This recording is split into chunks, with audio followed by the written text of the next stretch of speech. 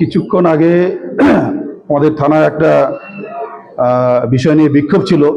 আমাদের হেমতাবাদ বিধানসভার ২ নং মণ্ডলের একজন বুথ সভাপতিকে তৃণমূলের গুন্ডবাহিনী খুব আক্রান্ত করেছেন মারপিট করার পর। সেই বিষয়ে আমাদের এখানে ২ নং মণ্ডলের মণ্ডল সভাপতি বিপ্লব সরকার মহাশয় সেই বিষয়ে থানার আইসির সঙ্গে দুটো কথা বলতে গিয়েছিলেন, যে বিষয়টা কী আছে সেটা দেখার জন্য।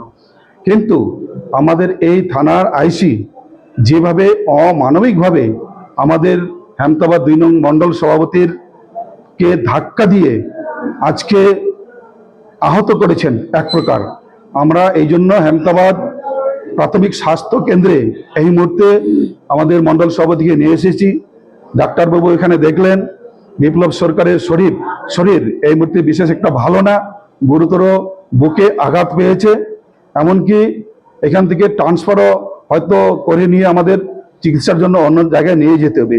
এইরকম একটা অমানবিক ঘটনা ইলেকশন শুরু হতে না হতেই হেমতাবাদের প্রশাসনের দ্বারা এই কাজগুলো শুরু হয়ে গেছে।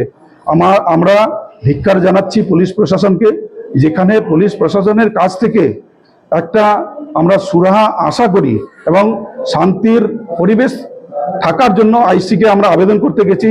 আর এই আইসি সেটা না শুনে, আমাদের কথা না শুনে আমাদের একজন মণ্ডল সভাপতিকে এভাবে আহত করেছে। এটা দুঃখজনক ঘটনা। আমরা এই মুহূর্তে বিপ্লব সরকারকে নিয়ে হসপিটালে উপস্থিত হয়েছি। অবশ্যই জানাবো নির্বাচন কমিশন এবং আমাদের যে উদ্যোক্ত নেতৃত্ব রয়েছেন, আমরা তাৎক্ষণিকভাবে জানাচ্ছি। এই বিষয়ে আমরা নির্বাচন কমিশনারকে আবেদন রাখবো।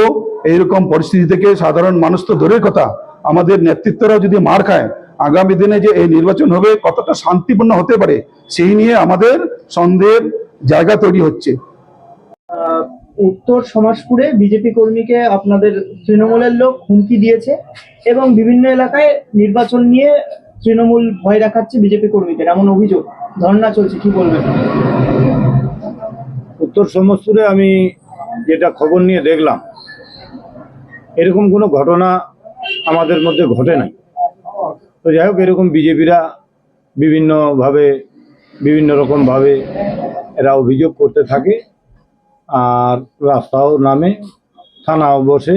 এদের এটা যত গন্ডগোল বিজেপির মধ্যেই হচ্ছে, ওরাই নিজেরাই করছে, আবার নিজেরাই থানায় বসছে। যাই হোক, এটা আমাদের যেটা বলছে ওরা তৃণমূলরা করছে, এটা ভিত্তিহীন, এটা আমাদের মধ্যে হয় না এরকম কোনো ব্যাপার। উদ্দেশ্য কি রয়েছে এরকম বারবার অভিযোগ?